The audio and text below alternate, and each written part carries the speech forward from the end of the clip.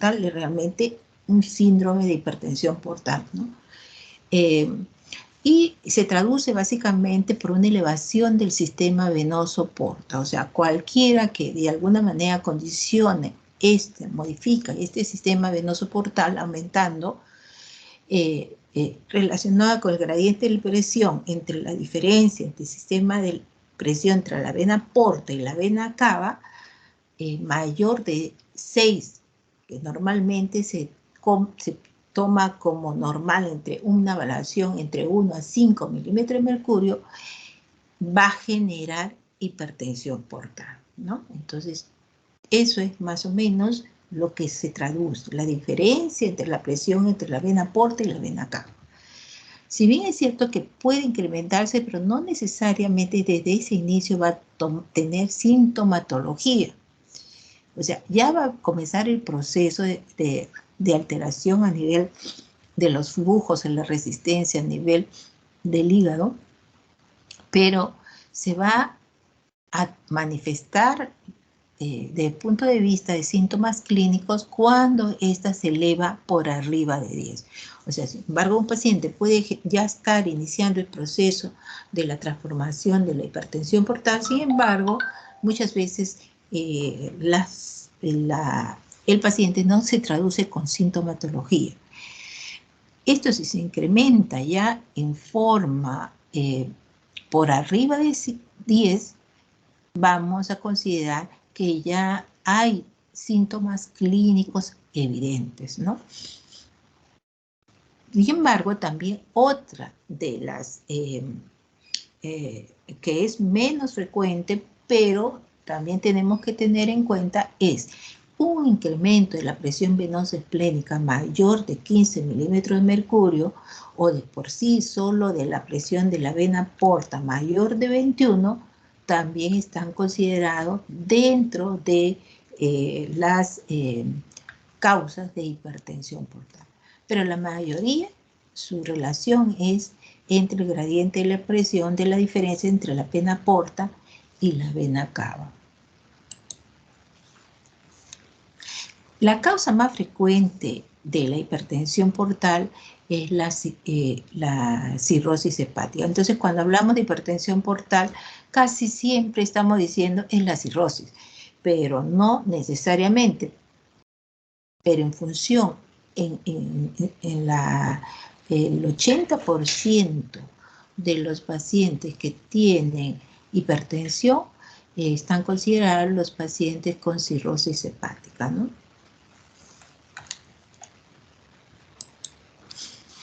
¿Cuáles son las causas o etiologías de la hipertensión portal? Entonces, como tenemos pues dentro de las causas etiológicas muchas, ¿no? Las podemos subdividir entre hipertensión prehepática, hepática y poshepática. Y eso se traduce en relación, básicamente, si esta se desarrolló en el hígado, o sea, todas las modificaciones que pudiera estar relacionado a la arquitectura o la funcionalidad del hígado por alguna enfermedad, o si fue en función a prehepática o alteraciones a nivel de por ejemplo, una trombosis de la vena hepática o estados de trombosis de la vena esplénica, pueden de alguna manera desarrollar este síndrome. Entonces, dependiente de dónde ha sido la trombosis, dónde ha sido la lesión, esta se denominará prehepática, hepática o poshepática, ¿no? La prehepática, por ejemplo, tenemos acá la trombosis de la vena porta, trombosis de la vena esplénica, por ejemplo, estas alteraciones a nivel de la prehepática, ya sean agudas o crónicas, por ejemplo, una trombosis cavernosa de la vena porta o la presencia de una alteración de hipercoagulabilidad, puede generar ya sea esta trombosis aguda y que finalmente va a condicionar a este síndrome, ¿no? O puede estar relacionado a alteraciones presinusales o sinusales o possinusales, enfermedades, por ejemplo, infecciosas, la hepatitis, ¿no? Esto vamos a hablar ante todo a nivel del hígado. Y la poshepática es la que vamos a tener en consideración, según la anatomía, causa, por ejemplo, desde el punto de vista de trombosis, de alteración, trombosis de la vena cava inferior, o de las suprahepáticas, o en caso de insuficiencia cardíaca congestiva. Entonces, algunas sí van a tener algunas manifestaciones que sí son diferentes en correlación a la otra, ¿no? Por ejemplo, en casos de insuficiencia cardíaca, podría tener ascitis, distensión abdominal, podría tener un hígado a veces congestivo, doloroso, que es algunas de las manifestaciones de la cirrosis hepática, pero además también va a tener manifestaciones desde el punto de vista cardiovascular, como de repente ingurgitación yugular, reflujo hepatoyugular, pacientes muy disneicos, que de alguna manera sí no van a hacer alguna diferencia desde el punto de vista clínico, ¿no? Entonces, eso significa que la historia clínica es fundamental para la descripción, tal vez, etiológica de este proceso, ¿no? O diferenciar, ¿no?, la etiología de este proceso. En cuanto a la cirrosis hepática, sabemos que la causa principal en la cual la causa principal en la cual es responsable de hipertensión portal y la mayoría de veces lo relacionamos con hipertensión portal, con cirrosis. Por lo tanto, la clínica y además la fisiopatología muchas veces lo traducimos en función más a este cuadro, que es la cirrosis hepática, ¿no? Y que es una patología crónica, ¿no?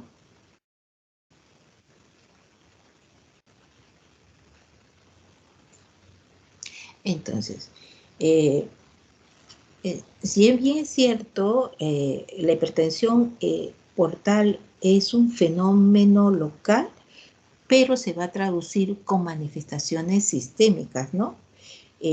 Porque hay un resultado, una serie de eventos moleculares, celulares, que de alguna manera conllevan ya sea al aumento del flujo o aumento de la resistencia portal, ¿no? Entonces, esto es un poco lo que se presenta en la fisiopatología. Entonces, en lo que vemos en esta figura, en la enfermedad hepática, interacción de células mediadoras de la matriz, es que cualquier proceso inflamatorio, tóxico, una anosis, sí, virus, que genere una lesión en el hepatocito, va a traer como consecuencias una activación de las células estrelladas, va a activar las células endoteliales y por lo tanto también generará una respuesta inflamatoria, liberación de algunas citoquinas, y finalmente todo este proceso va a generar necrosis, apoptosis, inflamación, fibrosis, etcétera, que es la que desencadenó del proceso posterior de la hipertensión portal, ¿no? Bueno, entonces la arquitectura, la fisiopatología, pues fíjense cómo es un hígado normal y cómo posterior a un proceso inflamatorio, tóxico, etcétera, va a generar una serie de cambios y las células estrelladas, una de las células que se activan frente a un proceso inflamatorio con con la producción inclusive mayor de colágenos, y los cambios de estructuras van a estar relacionados a una serie de eventos de liberación de citoquinas y proinflamatorias, como la activación mayor de colágenos, y que va a cambiar la estructura a nivel del hígado, ¿no?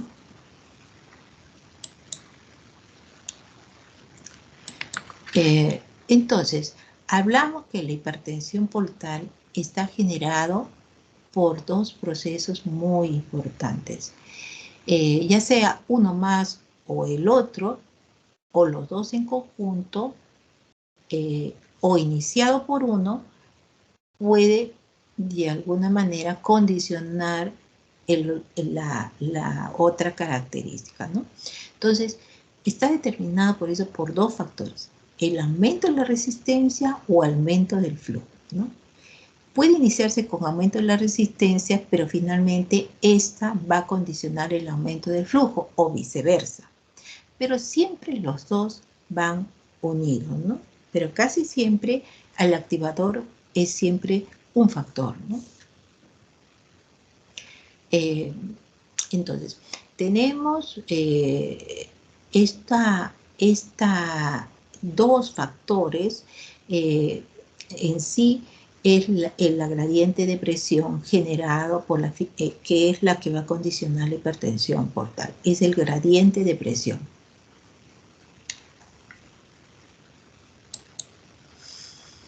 Entonces, cuando hablamos de la resistencia, que habíamos dicho que es un factor principal, hay dos componentes muy importantes en relación al aumento de la resistencia, ¿no?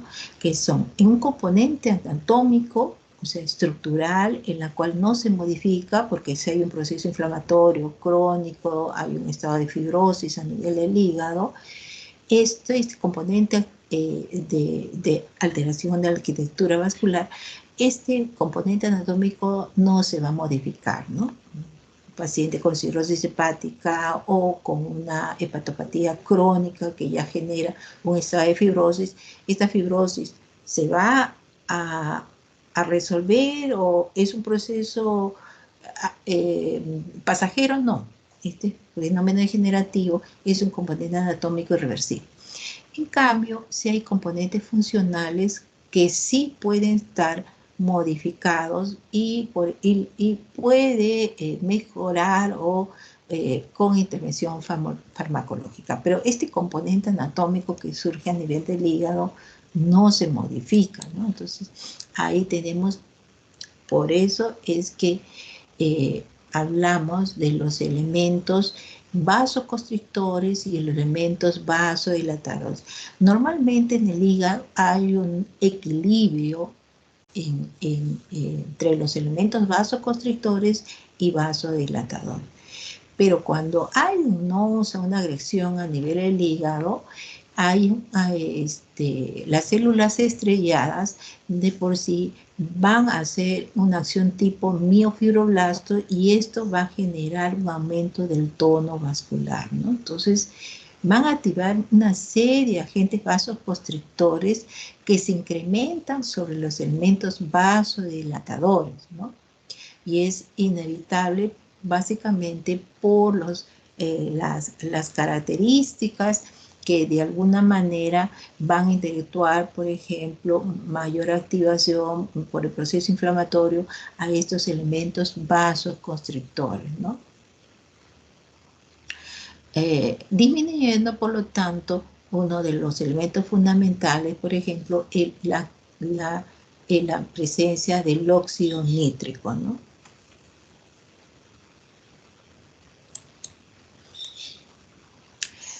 Pero esta elevación relacionada a esta primera característica, ¿no?, de incremento de la resistencia, esta elevación va a dar finalmente a la formación de colaterales, porque hay una resistencia a nivel de vasos, a nivel del hígado.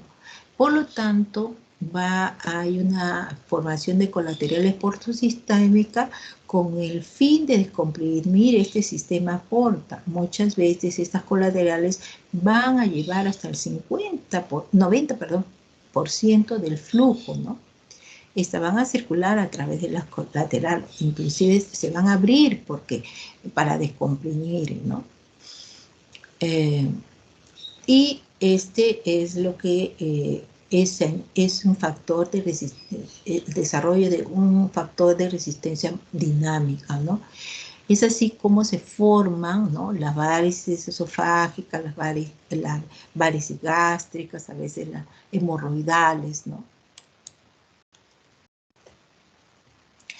Entonces, conforme la enfermedad crónica que está pidiendo, ya sea en el hígado, la perfusión va a disminuir, ¿no?, del aporte, porque se deriva, como habíamos dicho, a las portosistémicas.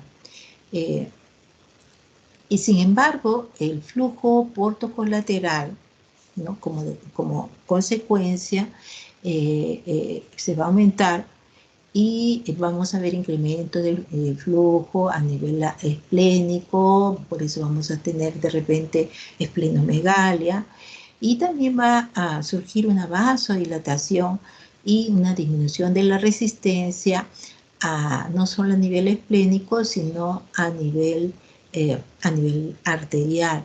Y esto se llama una circulación hiperdinámica, ¿no?, y perpetúa más esta hipertensión portal, ¿no? Entonces ahí tenemos manifestaciones relacionadas con esta circulación hiperdinámica, ¿no? Entonces el factor del aumento de flujo es una consecuencia muchas veces de la primera parte del aumento de la resistencia, ¿no? Como decíamos, a nivel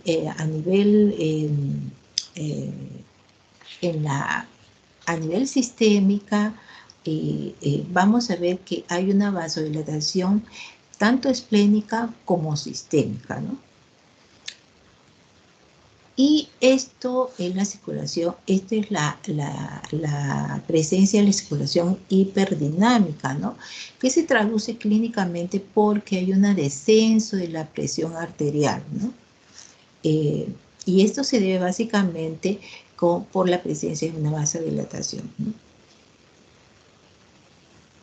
Entonces el paciente va a tornar algunas características, como por ejemplo disminución de la presión arterial media.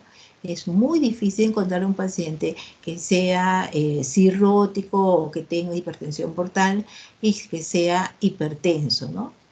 O sea, si hipertenso, de repente una hipertensión primaria, pero si el paciente con los años ha desarrollado una enfermedad a nivel hepática, este paciente probablemente va a dejar de ser hipertenso, relacionado básicamente por este mecanismo, ¿no? Entonces, ¿cuáles son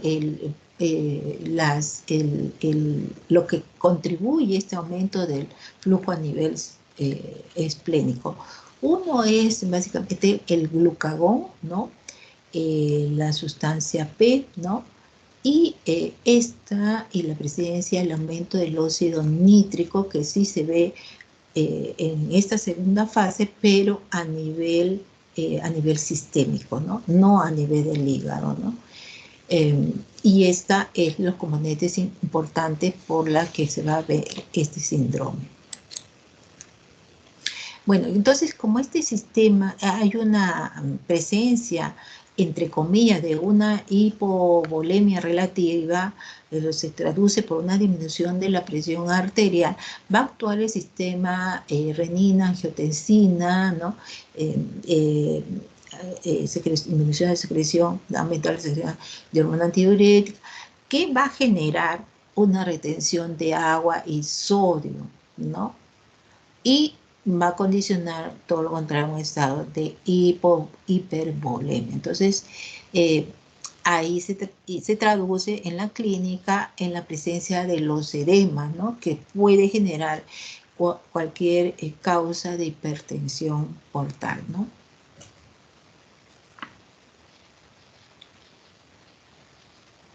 Y entonces vamos a ver, por ejemplo, un índice cardíaco elevado, aumento del flujo hispánico, disminución de la resistencia vascular a nivel febrigérica y una vasodilatación periférica, ¿no? Entonces, en conjunto, ahí tenemos cuáles son la fisiopatología. Dos factores muy importantes, la resistencia y el flujo, ¿no? Finalmente, el aumento del flujo va a condicionar a una vasodilatación esplénica, hay una disminución del volumen efectivo y esta, a su vez, va a activar el sistema vasoactivo como finalmente la retención de agua y sodio y genera un espacio mayor de volumen y una circulación hiperdinámica con incremento del gasto. Bueno, esto en conjunto es lo que se ve finalmente como en la fisiopatología de un paciente con hipertensión portal. Y todos estos mecanismos en los cuales hemos desarrollado es la circulación hiperdinámica la que me va a dar muchas de las características clínicas que tiene el paciente, ¿no? Como por ejemplo la presencia de ascitis, la presencia de esplenomegalia, y con las manifestaciones, por ejemplo, el vaso muy grande y por lo tanto también es un órgano donde nuestras células hematopoyéticas usualmente son destruidas, pero puede haber una destrucción prematura frente al crecimiento de este órgano y podría verse en muchos casos plaquetas muy disminuidas en estos pacientes que tienen cirrosis hepática, no llegando por debajo de 20.000, no corriendo el riesgo, pero sí podemos encontrar por debajo de los niveles normales. Vamos a ver manifestaciones de varices gastroesofágica, gastropatía congestiva, ¿no? Varices a nivel rectales, o se traducirá también por el síndrome hepatorenal, encefalopatía y manifestaciones respiratorias. Y todas ellas se denominan las complicaciones que se pueden ver en todo paciente con hipertensión portal, ¿no? Tenemos ahí la ruta de las colaterales, como habíamos mencionado, ¿no? La presencia de varices a nivel de estómago, de esófago, del recto, ¿no? Y visibles que se van a visualizar al examen clínico, muchas de ellas, ¿no? Y las manifestaciones clínicas son similares a todo proceso que pudiera estar relacionado con un daño a nivel del hígado, como por ejemplo la ictericia, eritema palmar, la presencia de arañas vasculares, presencia de incremento de las glándulas parótidas, acropaquia, es decir, todas las manifestaciones muchas veces de la cronicidad de un proceso que se ve también a nivel del hígado, ¿no?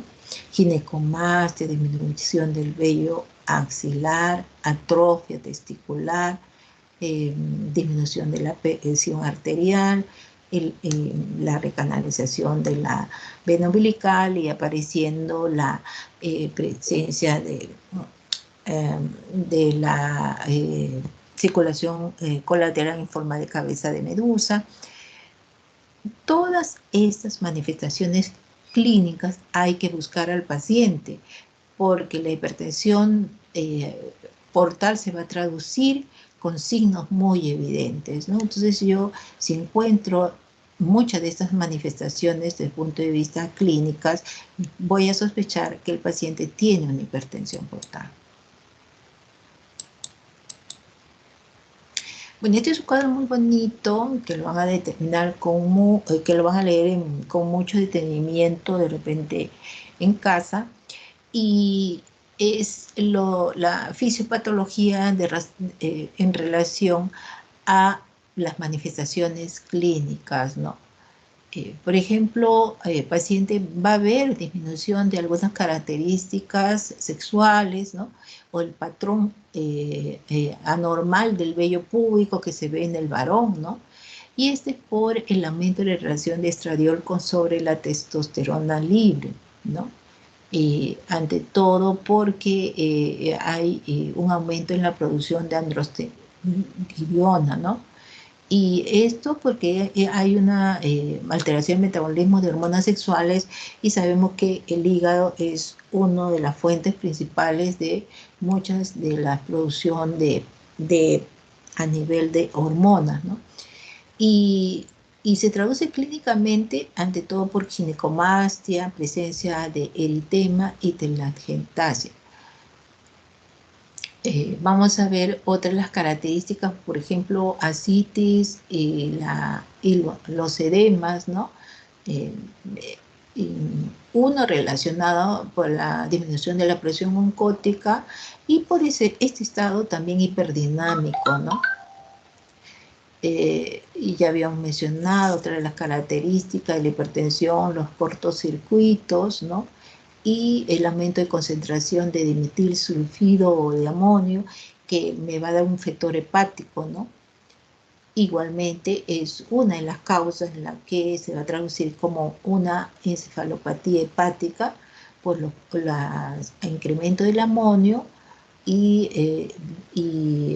porque hay una desviación de la sangre portal desde el hígado a las venas cava, o no se desintoxica ahí, y por lo tanto pasa directo a nivel circulatorio. En general, lo que vemos acá, todas las manifestaciones clínicas y desarrollando un poco la fisiopatología de cada una de ellas, que lo vamos a desarrollar posteriormente, ¿no? Ahí tenemos, por ejemplo, las arañas vasculares que se pueden ver en los pacientes con hipertensión portal, ¿no? La citis, ¿no? ¿No? Y la citis también, y la presencia de circulación colateral, ¿no? Y ya genera mayor presión a nivel de la región umbilical y por lo tanto ha presentado también una hernia umbilical por un evento intraabdominal, ¿no? Que ha generado esta presencia de esta hernia, ¿no? Las características muchas veces de la cabeza de medusa, que se puede ver en algunos casos, y el examen físico que tenemos que realizarlo al paciente buscando cualquiera de las evidencias que habíamos mencionado, ¿no? Presencia de ginecomastia, ictericia, acropaquia, puede haber esplenomegalia o también puede haber un hígado pequeño, ¿no? Acá en los pacientes cirróticos, en el estadio final, sí lo que se va a ver es más de todo un hígado más pequeño, esplenomegalia, vamos a requerir en nuestro examen clínico la presencia o no de ascitis, presencia de edema. Entonces, acá se traduce en este slide todas las manifestaciones que el paciente tenemos que ir en búsqueda, ¿no?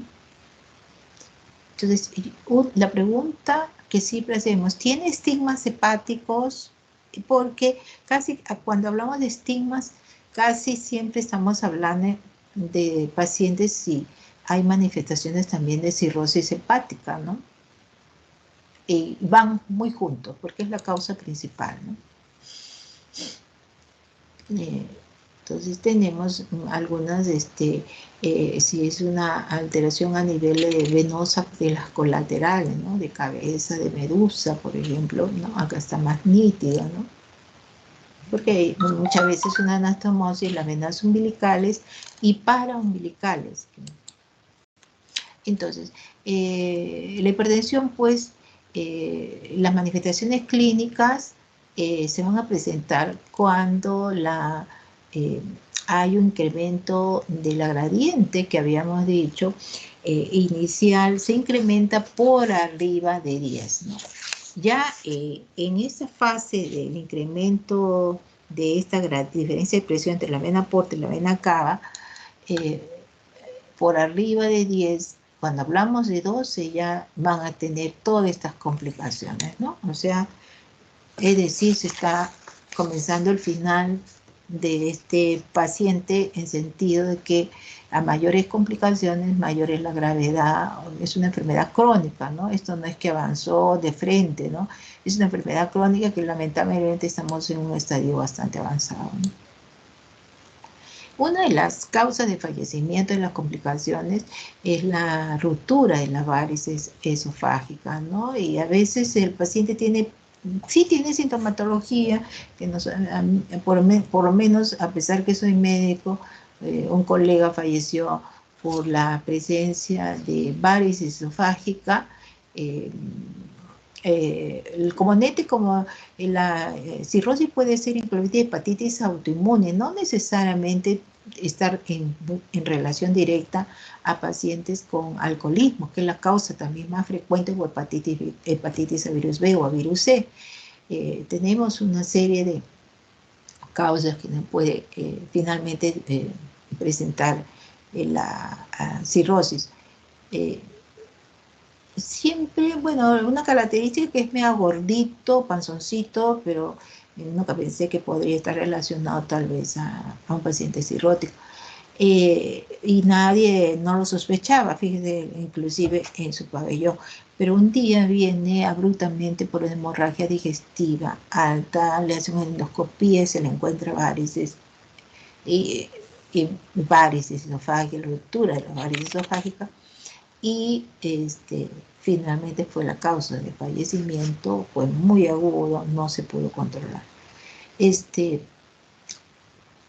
O sea, es un evento que puede aparecer, pero ya cuando aparece tan abrupto, probablemente la incidencia de mortalidad es muy alta en estos 2 primeros años, ¿no? Y bueno, decían después de que sí había un historial de alcoholismo, pero nadie realmente sabía, porque era un alcohólico crónico, solo aparentemente finalmente la conclusión. Después otro dato, que hay una doctora que murió por una hepatitis autoinmune, una cirrosis por hepatitis autoinmune, y yo, si no me equivoco, un mes antes la vi normal, ¿no? Normal, y a todos nos cayó muy. Pero sí, ya ella tenía, dice así, ya sabía un año antes de eso, ¿no? Y también igual falleció lamentablemente de eso.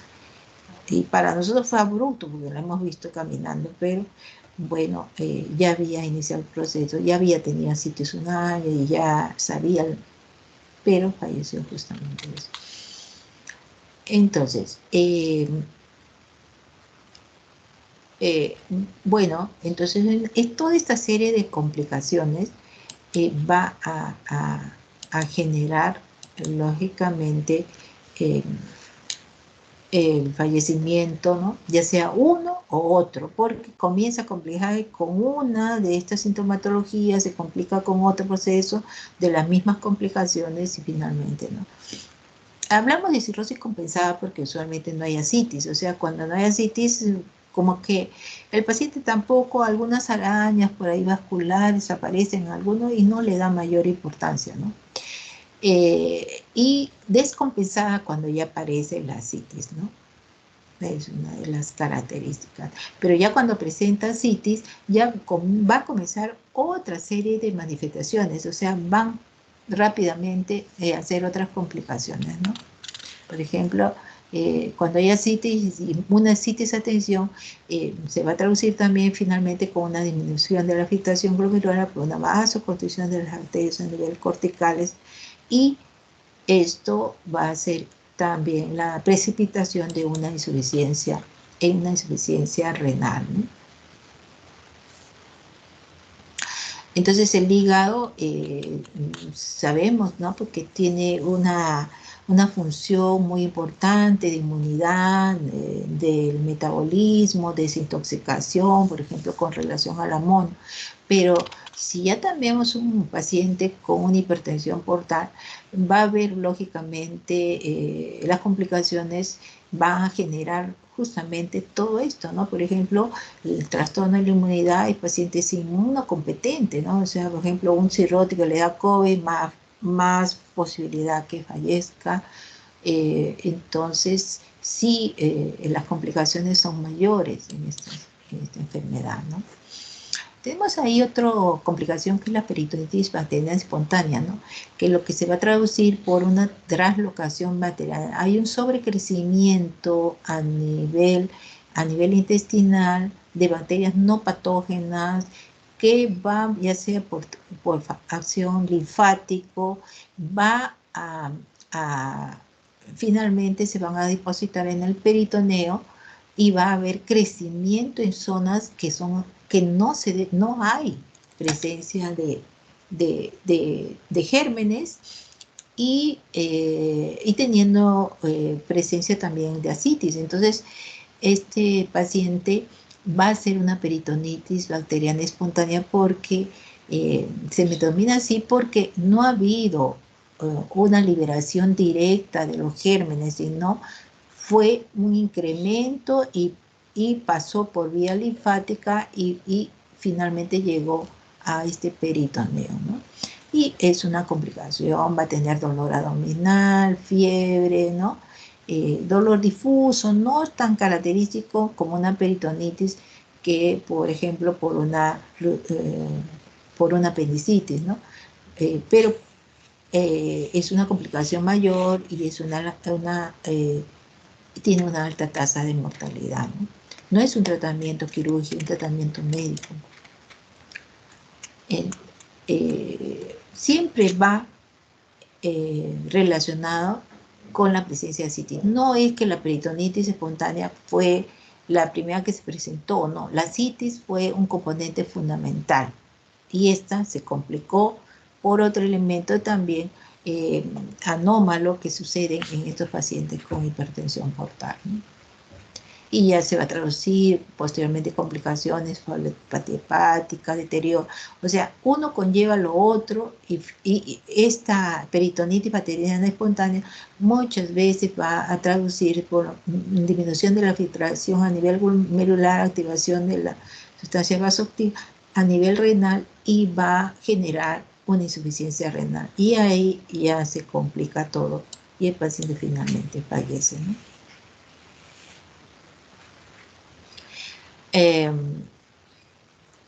Como ya hemos dicho, hay una reducción de la tasa de filtración y, y van a llevar a una alta tasa de mortalidad.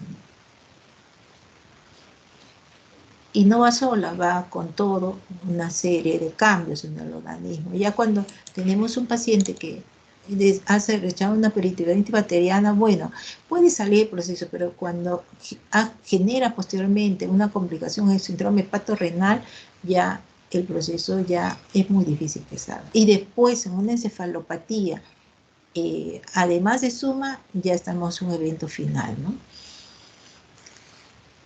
Tenemos dos tipos, es la tipo 1, tipo 2, ¿no?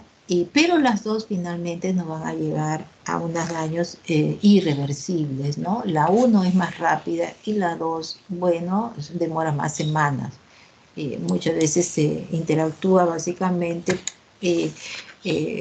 para entrar al programa dialítico, pero ya sabemos que es un proceso que no se va a revertir, ¿no?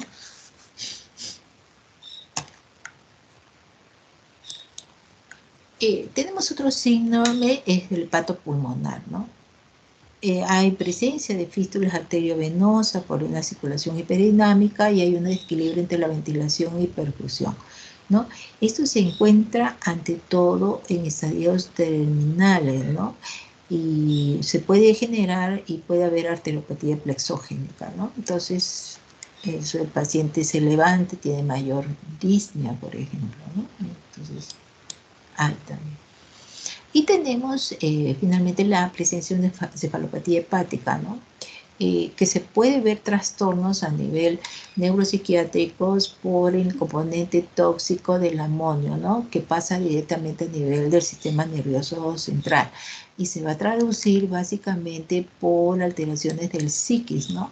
Como por ejemplo hipersomnia al inicio, trastorno de irritabilidad, va incrementando posteriormente la somnolencia, finalmente un estado de confusión y puede finalmente generar el estupor, coma, convulsión, finalmente la muerte, ¿no? En estadios muy avanzados, ¿no? Por eso dice, oye, estás encefalopático, ¿no? A veces los que médicos decimos, ¿no? Pero usualmente por el estado de estupor y coma, ¿no? O sea, que tienen. Y tenemos algunos predictores hepáticos, la cirrosis de la cirrosis, ¿no? Que son elementos básicos, fundamentales, que se hacen en el laboratorio y que nos van a predecir el grado de sobrevida de estos pacientes, ¿no? Tal vez en medicina 2 lo van a tener más claro, pero desde ahora son muy básicos y que sí nos dan un predictor de mortalidad. La bilirrubina, por ejemplo, ¿no? Las alteraciones de la INR o el tiempo de protrombina, ¿no? La albúmina, la citis y el grado de encefalopatía, ¿no? Si el paciente ya está encefalopático, tiene ascitis, tiene hipoalbuminemia severa, tiene el INR o el tiempo de protrombina muy bajo, o si tiene la bilirrubina muy alta, estos predictores, por ejemplo, están en grado 3, ¿no? Y el puntaje está en función de estas alteraciones que ahí tenemos, como dije, como en la tabla, ¿no? La sumatoria de ellas nos va a dar el grado de sobrevida probable, ¿no? Por eso, si tiene todo 3, 3, 3, 3 por 5, 15, la sobrevida no llega a los 2 años, solo llega a un 35%, ¿no? Entonces, ya tenemos un paciente con estas características. Vamos a hablar un poquito, así que sí es un tema más pequeño, es la presencia de líquido en la cavidad peritoneal, ¿no? ¿Por qué causa? Muchas causas tenemos como que me va a traducir por esta presencia de la cavidad, líquido en la cavidad peritoneal. Pero cuando hablamos de ascitis también, en la mente se nos viene la cirrosis hepática, ¿no? Secundaria a este fenómeno, ¿no? Pero el 75, 80%, y el 20% distribuido también muchas causas, ¿no? ¿Qué es lo que me va a poner en evidencia? La historia clínica, tanto en la hipertensión portal como en la citis, ¿no? O sea, yo no puedo hacer diagnóstico fino si yo no tengo, puedo mirar a un paciente con líquido en la cavidad abdominal, pero ¿qué es lo que me produjo si no hablo con él? ¿No? O sea, no llego al diagnóstico. E igualmente, yo puedo tener todos los estigmas físicos. La mayoría de alumnos creen que el examen clínico es lo máximo, ¿no? La enfermedad actual es la que más valoración me va a dar hacia la causa etiológica, ¿no? En este caso igual, ¿no? Entonces tenemos que cirrosis, neoplasia. En nuestro medio tenemos la cirrosis, las neoplasias, insuficiencias cardíacas, tuberculosis. Yo creo que tuberculosis es más, ¿no? Estas son estadísticas a nivel mundial, ¿no? Pero nosotros tenemos mayor cantidad y también en caso de nasarcas, por hipoalbuminemia, en alteraciones nefrógenas, tenemos un 1%, pero los cirróticos igual siguen siendo la causa. Y puede estar varias teorías, ¿no? Uno puede ser la clásica por desbalance o por presencia de... Entonces, vamos a ver sobre la teoría clásica, ¿no? Disminución de la presión oncótica, ¿no? Es una disminución de volumen plático, va a generar una mayor retención de sodio, agua, o la presencia relacionados con cuadros de hipoaluminemia. Entonces, esta es la clásica, es por qué se presenta la citis. Otra por teoría de la sobrecarga, ¿no? Una porque el paciente igual, que está inmiscuida la hipertensión portal, la presión oncótica disminuida, pero ahí viene la retención renal de sodio y agua, ¿no? En relación básicamente con estado relativo de hipovolemia que habíamos mencionado en el cirrótico. Por lo tanto, va a haber aumento del líquido a nivel extracelular, ¿no?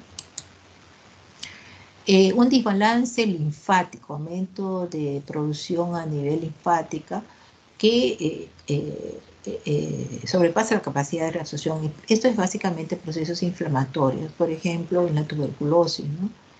O también en las neoplasias, ¿no? Entonces, esa cosa teoría de desbalance linfático. Bueno, entonces esas son las teorías en que, o puede ser que un paciente tenga una o dos características de estas, ¿no? Desbalance y otra también disminución de la presión oncótica, como por ejemplo en el cirrótico también se puede ver. Entonces, cualquiera de ellas puede tener, enfermedad puede estar contribuido también dos factores de esos que habíamos hablado, ¿no? Ahí tenemos, por ejemplo, incremento de la presión hidrostática en los cirróticos, pero también en presión oncótica, también está el cirrótico, ¿no? Y tenemos acá, por ejemplo, aumento de la permeabilidad capilar, eso sí, más inflamatorio en peritonitis tuberculosa e infecciosa, ¿no? Incremento de la presión hidrostática, y están las insuficiencias cardíacas, la pericarditis constrictiva, ¿no? La obstrucción de la vena cava. Entonces, estos son los factores que contribuyen, ¿no? Bueno, este es básicamente en caso de hipertensión portal, que más o menos ya lo hemos visto en la primera parte de cirrosis, ¿no? Miren, todas las causas, no sé muy bien, pero ahí tenemos, y todavía esto, ¿no? Todas las causas de hipertensión portal, ¿no? Otros factores, la hipoproteinemia, por ejemplo, desnutrición, síndrome nefrótico, enteropatía perdedora de proteínas, ¿no?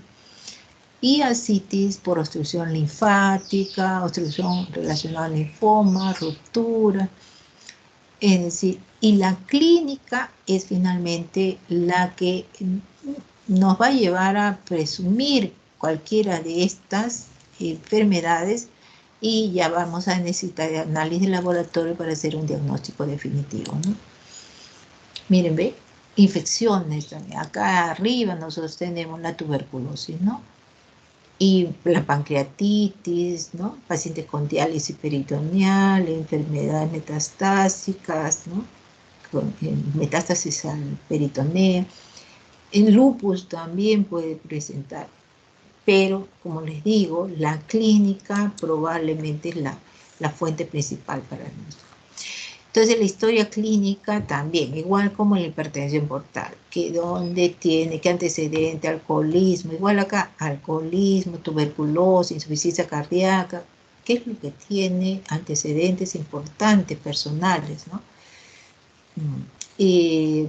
Antecedentes patológicos, hepatopatía, ¿no? Se tiene que preguntar tanto de ellos como de dentro del grupo donde él vive, ¿no? Si es una enfermedad de repente infecciosa, como es la TB, ¿no? Y cómo son las sintomatologías, ¿no? ¿Hay dolor, no hay dolor, hay fiebre? Hay pacientes además tiene edemas generalizados, ¿no? O sea, no solo es la citis, ¿no? Por ejemplo, el síndrome nefrótico, ¿no? Entonces hay que hacer una buena historia, ¿no? Una buena historia. Y los síntomas van a ver, ante todo, distensión abdominal, lo que se va a ver. Pero los otros síntomas relacionados a la enfermedad, que, ¿no? Por ejemplo, tenemos un CA de hígado con metástasis al peritoneo, y en cualquier momento hace esa metástasis al peritoneo y comienza a hacer ascitis.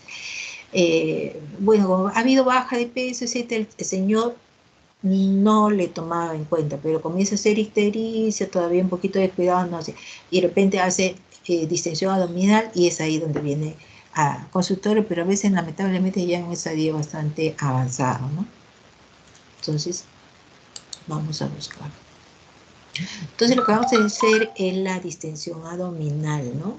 Y vamos a buscar la matidez en los flancos, el signo de la oleada, ¿no? Y la matidez despalazable, ¿no? Signos de hepatopatía crónica, signos de insuficiencia cardíaca, si hay policerositis, si hay derrame pleural también, entonces ya pensamos en un proceso múltiple, ¿no? Y signos de malignidad, ¿no? Ganglios, ¿no? O sea, la exploración es completa también para que nos pueda dar alguna, ¿no? A una idea de lo causa, ¿no? Acá tenemos un cuadro de una citis, ¿no? Y acá también que genera por presión una hernia a nivel inguinal, ¿no? Y acá una hernia umbilical. Historia clínica, ¿no? Igualmente, ¿no? La forma, ¿no? Es más global que la otra de la citis, ¿no? Y es muy brillosa la piel cuando es una citis aguda, ¿no? Y en las crónicas usualmente sí, el brillo o la presencia de esa distensión que ha sido gradual no es tan brillosa como se ve cuando es muy agudo este proceso. Entonces vamos a ver la percusión de arriba hacia abajo y entonces el agua va a caer en esta forma, ¿no? La línea que vemos acá, ¿no? Es por debajo de esta circunferencia, ¿no? Es la caída, ¿no? Si tenemos una presencia de una matidez, todo lo contrario, en la parte como una forma circular hacia arriba, eso es otra cosa, ¿no? Es decir, puede haber matidez y la forma en que es nuestra percusión, las características las que va a determinar si hay líquido o no hay líquido libre, ¿no? Porque puede ser un tumor gigante de ovario, ¿no? Entonces uno dice, sí, debe tener líquido, pero al ser la percusión no se traduce en eso la percusión. Entonces, mire, la caída, entonces el paciente, la percusión va a ser de cúbito dorsal, ¿no? En cama, y la forma de esta posición, o puede ser también en semisentada, pero lo ideal es de cúbito dorsal, ¿no? Lo otro, también las lateralizaciones para ver matidez desplazable también, ¿no?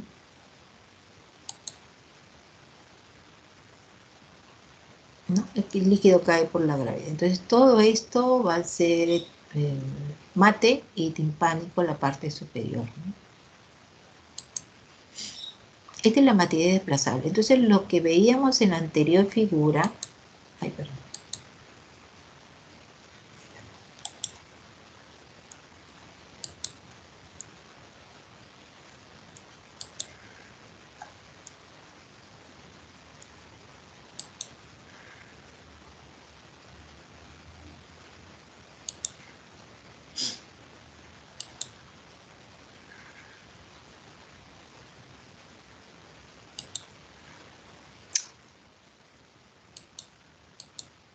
Ya, lo que vemos anterior, ¿no? En esto más celeste, miren, ve cómo se desplaza, ¿no?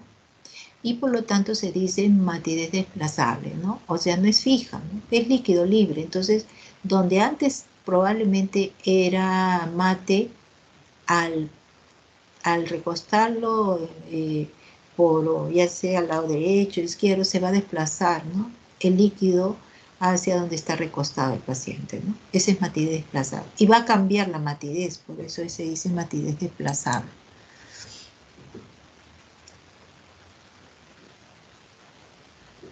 Entonces vamos a buscar esa matidez desplazable también en los pacientes. Y otra es la presencia de onda cítica, ¿no?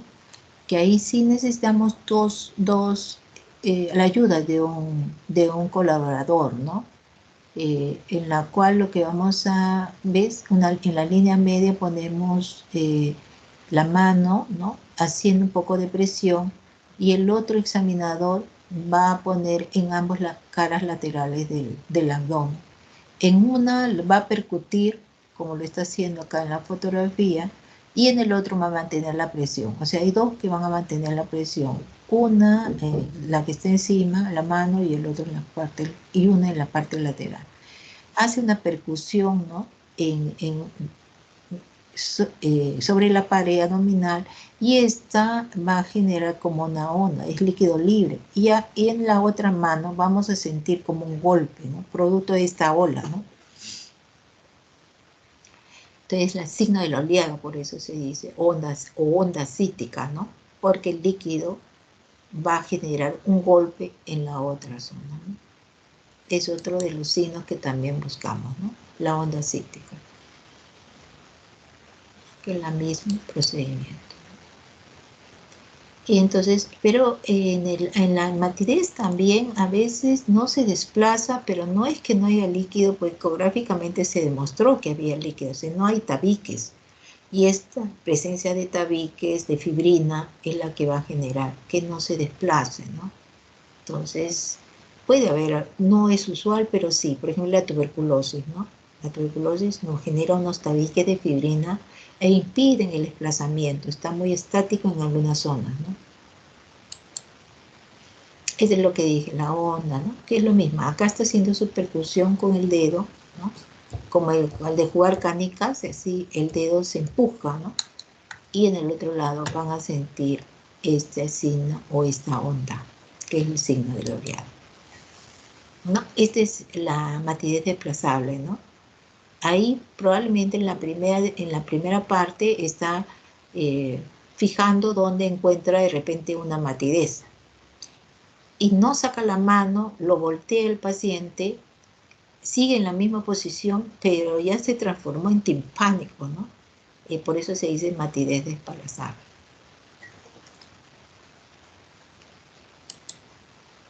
Bueno, y hay un análisis y va a depender lógicamente de la clínica y también de los antecedentes, ¿no? Entonces tenemos que pedir muchos análisis y finalmente en la paracentesis, ¿no? Amerita, ¿no? Y ahí utilizamos el gradiente de albúmina del suero y el líquido acítico, ¿no? Para saber si está relacionado a una paciente con cirrosis, ¿no? O si es un paciente más exudativo, neoplasia, pancreatitis, ¿no? Entonces, mayor de 1.1 más relacionado a hipertensión portal. Menor de 1.1 está relacionado a pancreatitis, neoplasias infecciosas. Las características del líquido también nos va a ayudar. Si es sanguinolento, la mayoría es maligno. Si es más clarito, y la clínica cardíaca, aunque los cardíacos usualmente no se hace paracentesis, tratamiento médico. Y en los cirróticos se hace paracentesis tampoco, excepto que sea complicado, ¿no? No es que la clínica y tratamiento médico es suficiente. Pero sí hacemos, pues, en caso de que no sabemos, o hay confusión, o por ejemplo una peritonitis bacteriana espontánea, sí se hace paracentesis, ¿no? Porque queremos confirmar que está con esa complicación y para saber el pronóstico del paciente, ¿no? Entonces, otra forma es ver si es un trasudado y exudado. Y medimos básicamente la deshidrogenasa láctica, ¿no? Y las proteínas en ascitis sobre la proteína sérica, ¿no? Esta es menos de 0.5 cuando es un trasudado y mayor de 0.5 cuando es un exudado. Trasudado hablamos usualmente de ICC, cirrosis, síndrome de Chiari, ¿no? O hipoluminemia. Y en caso de exudados, estamos hablando ya de infecciones, neoplasias, complicaciones de la pancreatitis, ¿no? Bueno, esto es más o menos ya lo que van a ver más en... Ah, ya terminamos. Es lo que vamos a ver más en medicina, ¿no? Muy bien, yo creo que hemos terminado casi a la hora, un poco corrido, pues la clase bastante largo, pero para dar oportunidad que estén a tiempo en su clase con el autor. Bien. ¿Preguntas? ¿No? Sí, dime. Doctora, disculpe. Sí, dime. Buenos Ya días. está. Doctora. Sí, sí, escucho. Sí, doctora, disculpe. Lo que pasa es que tuve problemas de conexión al momento de entrar como de 7 a 7 y 8 y creo que usted Sí. tomó lista y la verdad que yo no estuve presente. No te preocupes porque como ya los tengo en puedo ver ahí si...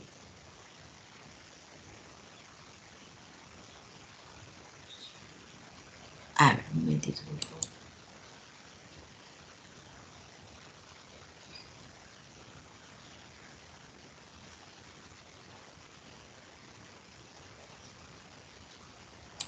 O sea, entré a la clase, pero el internet se me fue alrededor de 10 a 15 minutos y volví a conectarme.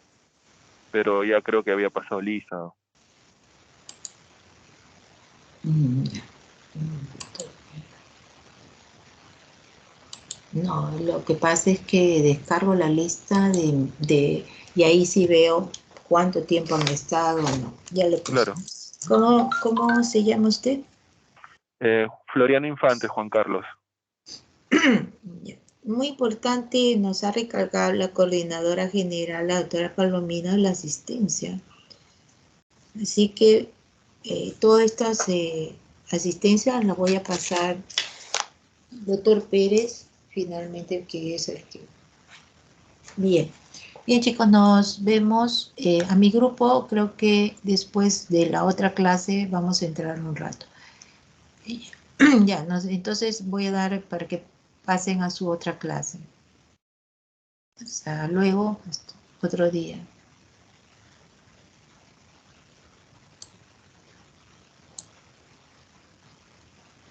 Hasta luego. Hasta luego.